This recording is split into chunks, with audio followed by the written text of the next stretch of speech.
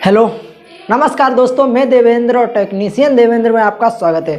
तो आज है हमारा विंडो एसी का दूसरा दिन, यानी पार्ट टू है हमारा। तो आज विंडो एसी के हम जानेंगे विंडो एसी कितने सिस्टम से हमारा मिलके कार्य करता है। तो सबसे पहले आता है हमारा मैकेनिकल सिस्टम, उसके बाद आता है हमारा इलेक्ट्रिकल सिस्टम, उसके बाद आता है हमारा air flow system.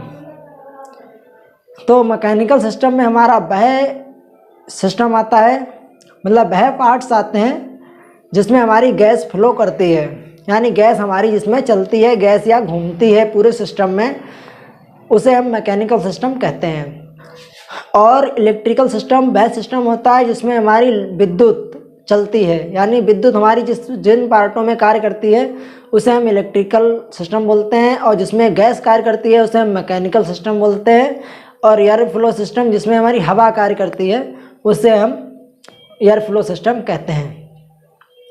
Air flow system में हमारा फ़ैन आ जाता है और हमारे स्विंग आ जाती है। ये हमारे ये हमारे एयर फ्लो सिस्टम में आते हैं। तो ये मैंने सिस्टम यहाँ 3 लिख रखे हैं। Number 1 mechanical system, number 2 electrical system और नंबर 3 एयर फ्लो सिस्टम। तो आज हम जानेंगे विंडो एसी का इलेक्ट्रिकल सिस्टम और मैकेनिकल सिस्टम और एयर फ्लो सिस्टम। चलिए करते हैं स्टार्ट।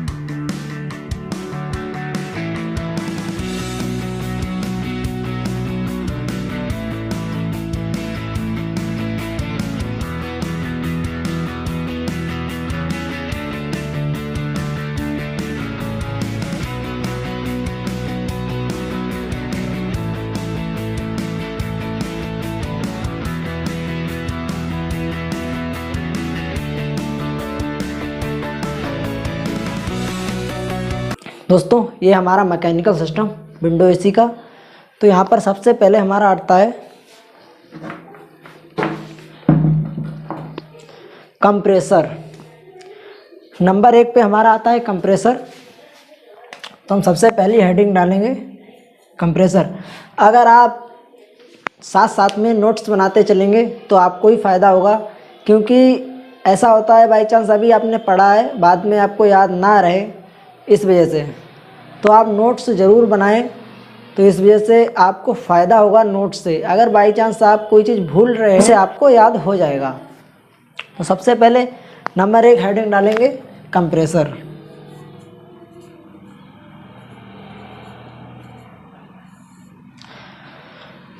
तो ये हमारा कंप्रेसर। विंडो एसी में 2 तरीके के कंप्रेसर लगते हैं।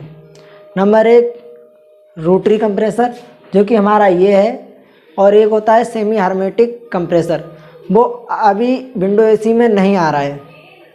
तो सबसे ज़्यादा हमारा ये रोटरी कंप्रेसर ही लगता है। तो रोटरी कंप्रेसर में मैं आपको बता दूं, ये हमारी साइट में है, ये होती है हमारी सक्शन पंप। ये यहाँ से सिस्टम में से हमारी गैस को सक करती है, यानी खींचने का कार्य करती है। और ये हमारी डिस्चार्ज लाइन है, यहाँ से ये कंप्रेसर गैस को फेंकता है। तो ये हमारा रोटरी कंप्रेसर है। तो सबसे पहले हम हेडिंग डालेंगे कि विंडो एसी में आप सबसे पहले हेडिंग डाल लीजिए कंप्रेसर। अब उसमें लिखना प्रारंभ करिए कि विंडो एसी में रोटरी कंप्रेसर प्रयोग किया जाता है। इसमें 2 लाइनें होती हैं। Number 1 suction line, number 2 discharge line. तो आपका प्रश्न होगा कि हम गैस को चार्ज कैसे करेंगे।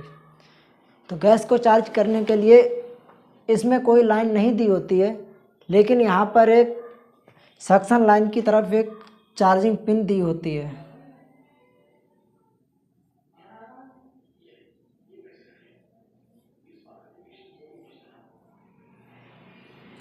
ये हमारी चार्जिंग पिन होती है, इससे हम गैस को चार्ज करते हैं और यहीं से गैस को बाहर भी निकालते हैं, यहीं से वैक्यूम करते हैं। सारा कुछ काम यहीं से होता है, क्योंकि इस साइड इस वजह से पिन नहीं दी होती है, क्योंकि ये लाइन मोटी होती है और ये लाइन पतली होती है। तो मोटी होगी तो दिक्कत होगी निकालने में भी, डालने में भी, इस वजह से। तो चार्जिंग पिन हमारी यहाँ पर है।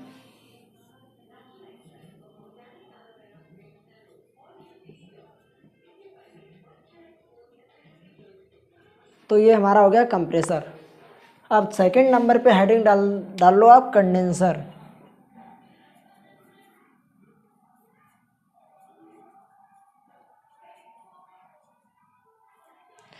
कंडेंसर, तो ये हमारा है कंडेंसर, जिसमें एक फ़ैन लगा होता है।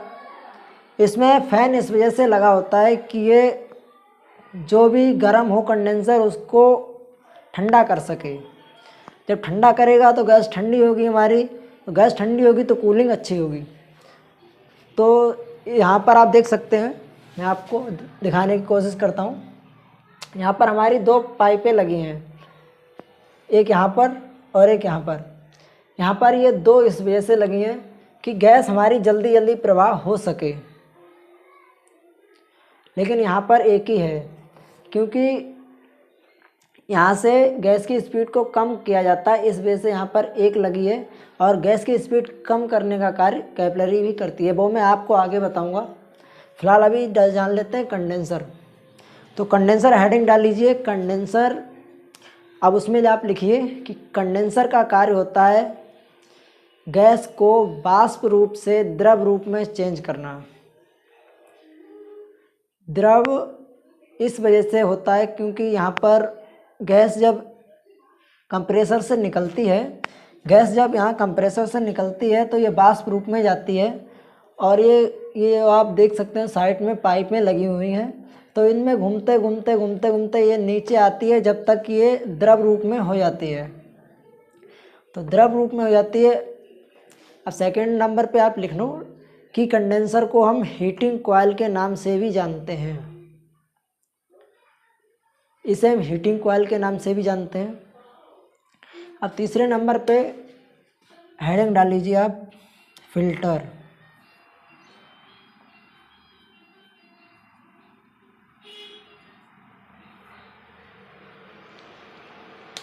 ये हमारा है फिल्टर। फिल्टर का कार्य होता है गैस को छानना। कभी कभी बाई चांस कोई कचरा आ जाता है तो ये गैस को छान देता है, गैस को फिल्टर कर देता है। तो ये गैस को फिल्टर करता है। उसके बाद हमारी आती है कैपिलरी। नंबर 4 पे आप हेडिंग डालिए कैपिलरी।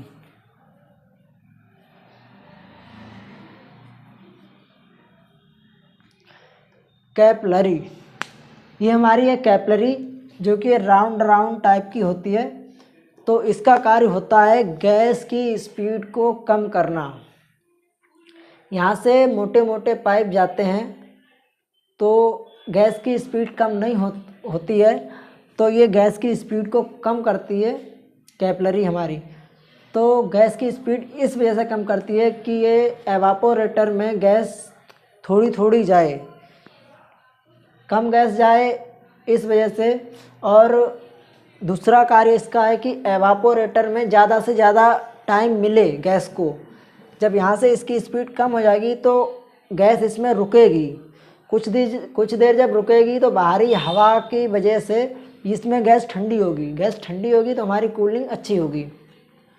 तो कैपिलरी का हमारे कार्य है कि गैस की स्पीड को कम करना। नंबर 5 पे हमारा आता है एवापोरेटर।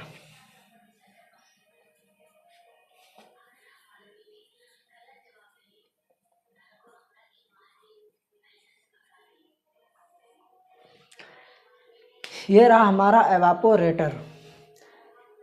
एवापोरेटर में एक फ़ैन लगा होता है, इसे ब्लोअर बोलते हैं।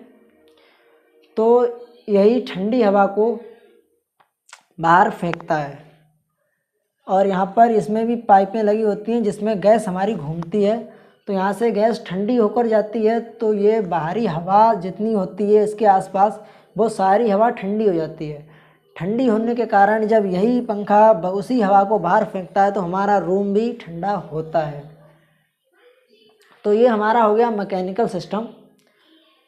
तो फिर से मैं एक बार आपको बता दूं, मैकेनिकल सिस्टम में हमारा compressor, condenser, filter, capillary, evaporator, ये हमारा 5 भागों से मिलके हमारा मैकेनिकल सिस्टम बना है।